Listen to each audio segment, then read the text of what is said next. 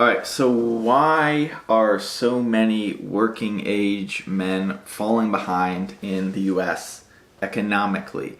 Back up until roughly the 80s, we saw a uptrend of male earning potential and a lot of other positive factors. People could afford homes and all these other things.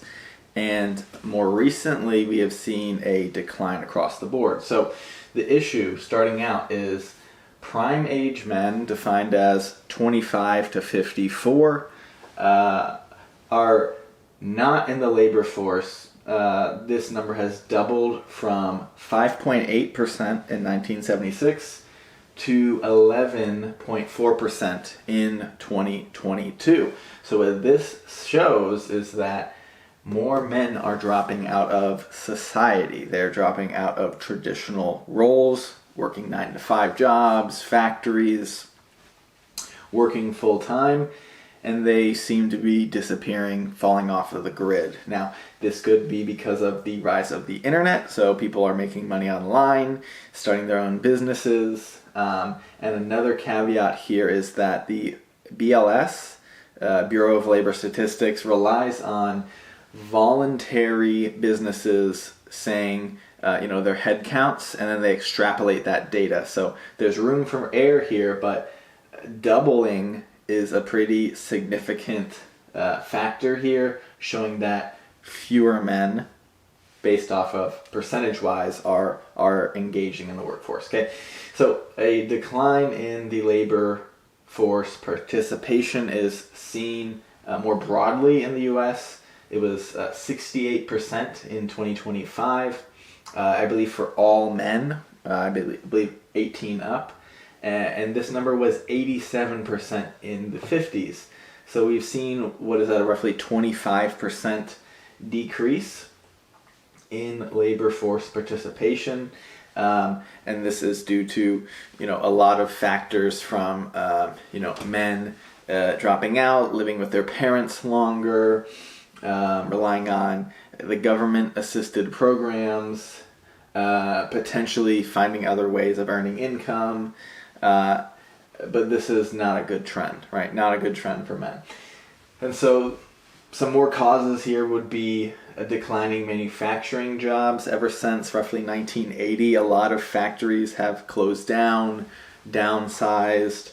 We've seen this with Detroit, right? And the car manufacturing there has severely declined, and across the board, manufacturing jobs are now being outsourced to other countries or automated with robotics and AI, and so that is a shrinking pool of jobs available in that industry. Okay, so also the rise of service and automation, again with AI eating up a lot of jobs. Certain services where people aren't needed as much, machines taking over, and then also globalization of a lot of the workforce. So with the H-1B program, right, companies will fire their American workforce because they're too expensive, but they don't want to say that, right? They're say budget cuts and whatnot, and then they apply with the government for 10,000 H-1B visas to import foreign people into the U.S. to work for a significantly cheaper rate. Okay, so not only with that, but also working remote, obviously huge since COVID. People realize they don't have to be in an office to get things done. They can actually be just as productive or more productive in some cases working from home over the internet, right?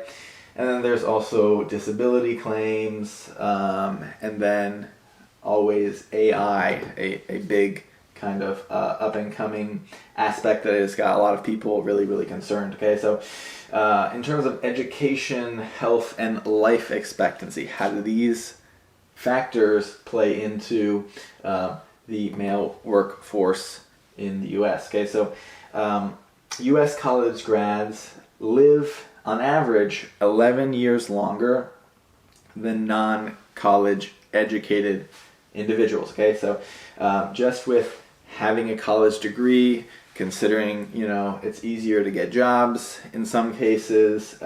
Generally, maybe you're more educated, you come from a more privileged background where you can afford the insane and ever-climbing price tag on, college and education. People live longer because of this, because you earn more income. Presumably you have you maybe thought about your life a little more, have come from a more privileged background, and with more earnings, you have access to better food, better housing, better medical care, and things like that. Okay, so working class, non-educated are especially vulnerable to deaths of despair. So drug overdoses, alcoholism, and things of that nature. That number was 12.4 in the year 2000, and per 100K people. Okay, now it's up to 81.6 per 100,000 people in that non-college educated camp in 2021. So that is roughly a 6-7x increase, showing that without education, that presumes that you earn less money, and if you have a lower quality of life because you just can't afford it, then you tend to turn to cheaper ways of escape, right? Escapism, or just to feel something positive, and that in a lot of cases is drugs and alcohol, with fentanyl being extremely cheap and extremely dangerous. This has been a crisis as of recent years. Okay, so mental health and suicide, how does that play into the U.S. working man's life? So U.S. men have a suicide rate of 4 times higher than women. Okay, I believe the actual number is like 3.9 times higher than women, but this shows that men struggle with mental health. No one cares. They don't know who to turn to. They don't get any help, and they suffer because of it. And that's just the suicide. Obviously, there's a way larger pool of men who feel terrible and hate their job, hate their life, but they still continue because they need to survive. Okay, so a really good quote I heard from an article related to this topic was, "The world punishes you for your softness and ignores your pain." Okay, especially as a man. Right? For women, not the same. They tend to be treated a little better from society, but for men, if you're the bottom 50% percentile kind of range or lower, no one gives a shit about you. It's very sad. Okay, so 15% of men report 0 close friends, according to a more recent survey.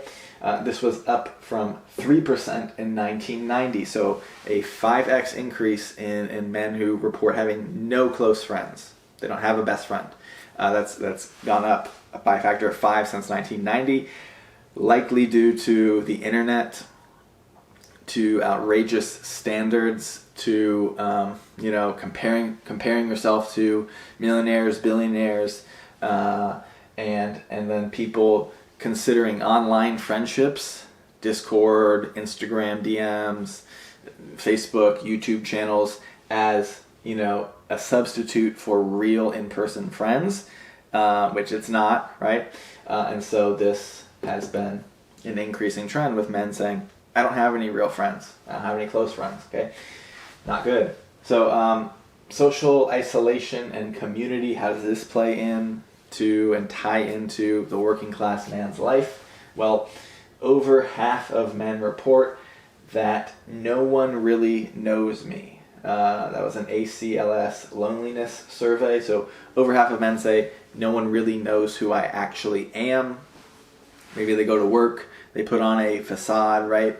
Maybe they work remote, or they don't really have any close-knit community or friends that they keep in touch with, because after high school everyone kind of goes their own separate ways and falls off the face of the earth, or so it seems. And so over 50% of men say, no one really gets them. No one knows who they are. So when you feel like that, and presumably these guys are single too. Maybe if you had a girlfriend, significant other, that would be different, but that is a troubling statistic right there. So a 5x friendlessness rate since 1990, and all these other things. The impact here is higher rates of depression, substance abuse, and mortality. So men who feel like shit, get treated like shit, don't have any friends, don't have anyone to talk to, don't believe in therapy, don't have any help or support, don't earn that much money, but still need to work all the time in order to make rent, and all these other things. This has an impact on a lot of people's lives. So these are real issues that working class men are facing. Okay, so economic and cultural pressures. How do these things tie into how the U.S. working man feels and experiences life? So a manufacturing collapse, right? Millions of jobs lost since the 80s. Manufacturing, this used to be, you didn't need a college education up until roughly, with these jobs being very plentiful up until the 80s. You can just apply at a factory, work that job for 20, 30, 40 years, your entire career, be able to afford a house, be able to afford 2 cars and 2.5 children and a wife, all from one income, no college degree. Now that is very, very difficult. I only know of one person who has a manufacturing job out of however hundreds or thousands of people I know, roughly my age. And he's 25, he lives in Ohio, he works at a Ford manufacturing plant. And he makes about $30 an hour. He's really smart. He saved all of his money. He has a paid-off Honda Civic. He bought a property with cash recently. And he's doing really, really well, phenomenally, right? But he's very smart, and he has had a lot of help from mentors and things like that. And so that's the only person I know with a manufacturing job. Don't know anybody else. And so this is a shrinking pool of economically viable opportunities for working class men. And so how does DEI and gender dynamics play into this? Well, reportedly white men feel punished in job searches just because they're white. And we have seen this. There's data that backs this up.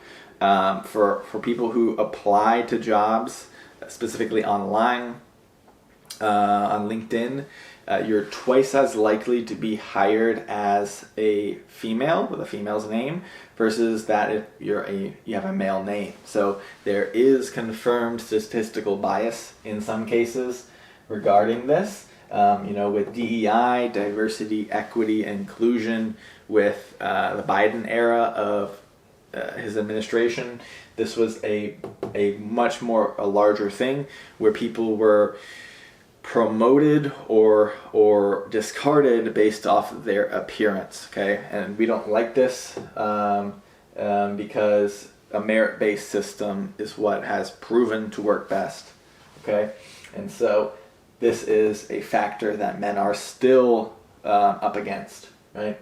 And so the feminism and sexism debates, women's workforce participation rate is up from 43% in 1970, now sitting at 57% today, and this is climbing. So women enroll in college more than men. It's roughly 60% female, 40% male. Women graduate at a roughly 10% higher rate, so men drop out. And what we know is traditionally just having a college education, 4-year degree, you see roughly, I believe, a 25% lifetime earnings increase because of your education. And so men, not as much in college, not graduating as much. Women are doing better economically.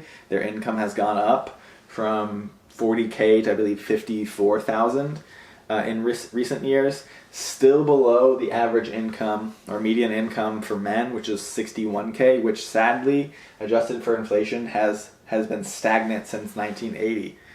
So men are not earning more money; they're graduating at lower rates. Okay, and some things here, the system and opportunities available have shrunk or decreased or worked against them. Okay, so traditional roles for men as a result of this, the breadwinner, provider, protector, seem to be disappearing without a clear replacement. This has basically alienated a large group of younger men, made them very angry, and in some cases radicalized them because, hey, like, I can't afford college. Even if I did, now the unemployment rate for men with college degrees versus non-college educated is the same. So it doesn't seem to be helping them to go to college or not, even with how unaffordable it is. Their wages are stagnant. They can't get as many manufacturing jobs. There's all these health issues, mental health issues. And so what do we see? We see men saying, the system is kind of rigged against me, so I'm not going to participate. I'm going to do my own thing. MGTOW, men going their own way. I'm going to, start my own wood carving business, live in a camper in the middle of Arizona, right? And not pay taxes, make money cash and do my own thing. Fuck the system, right? So that's some of what we have seen. And this is a troubling sort of trend with men being discarded, women being promoted, which women being promoted is not a bad thing, but if it's at the detriment of men, actively punishing them who are traditionally providers and protectors, we want to make money to, support our family, then this causes problems and it is a huge issue in society. Okay, so also we see on a personal anecdotal note, I see fewer positive role models coming out of Hollywood, where in the 80s, 90s we had a lot of strong male figures in movies, and now it seems to be, especially from Disney, DEI woke bullshit that is shoved down our throats, and we're supposed to accept as a masculine sort of role model for men to be cross-dressing down the red carpet coming out of Hollywood. So what the fuck? What is all this about? Okay, so what can be done about some of these things? Well, from a policy standpoint, some fixes would be reskilling, encouraging men and incentivizing them to get educated, making healthcare affordable with our healthcare system so broken with men's mental health issues continuously climbing, deaths of despair continuously climbing, and then addiction recovery, and then especially trade apprentices. When men feel they have something positive to work towards, they do better with life, they make more money, and they have an increased life satisfaction, because we're all hardwired to want to create and succeed. Okay, so cultural solutions, there can be more men's group promoted and promotions of that.